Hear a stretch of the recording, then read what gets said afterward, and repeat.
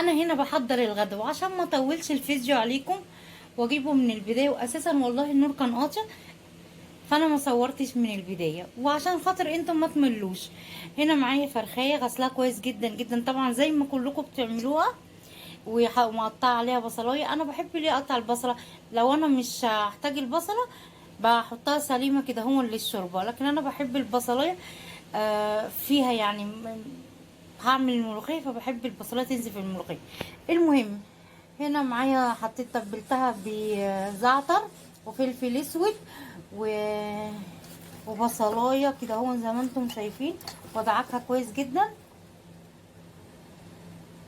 بس، وهغطيها كده زي ما انتم شايفين تاخد بس غلوه وطلع لي شوربه وايه، واحطها في الفرن. ومعايا ايه كمان هنتغدى بيه؟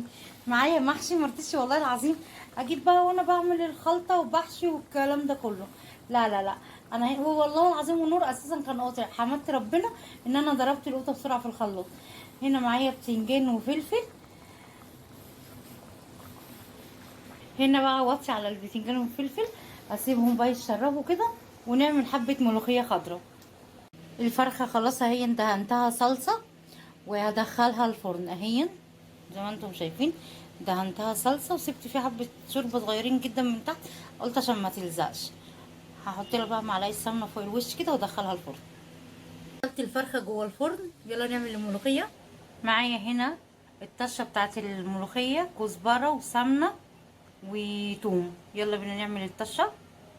بصوا بعد ما بقى بحب كده قبل ما بقى احطها على البوتاجاز اقلبها كده، واخد حبه كده وهم نيين احطهم ايه في الملوخيه قبل ما اضيفها على النار.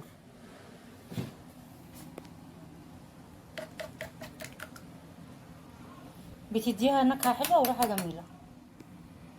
يلا بقى ننزل بالطشه على النار.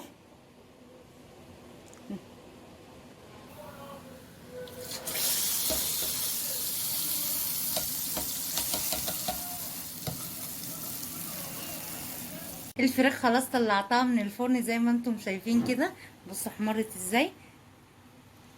وادي الملوخيه وادي المحشي.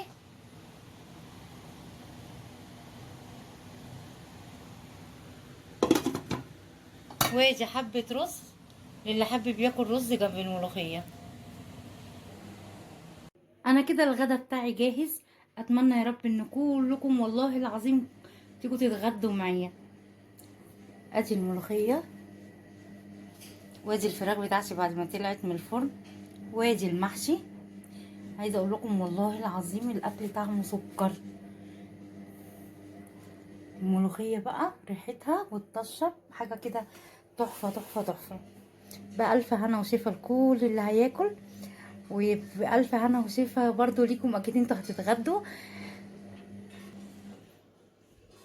بصوا الرز، عملتي ملوخيه ورز، قلتي اللي حابب ياكل ملوخيه ورز مع الفراخ ياكل، اللي حابب ياكل محشي مع الفراخ ياكل، يعني يبقى ده موجود وده موجود.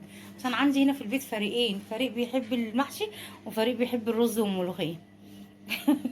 واحنا طبعا تحت امرهم، لازم نرضي كل الاذواق، ولا ناس تاكل وناس لا.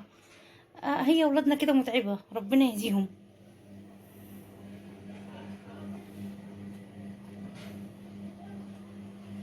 والله العظيم عايزه اقول لكم ان المحشي اقسم بالله.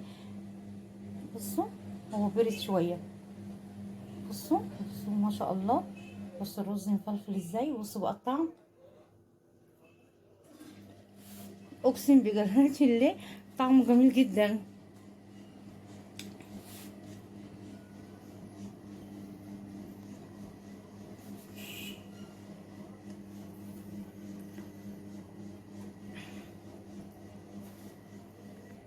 استودعكم عند الله الذي لا تضيع ودائعكم. السلام عليكم ورحمة الله وبركاته.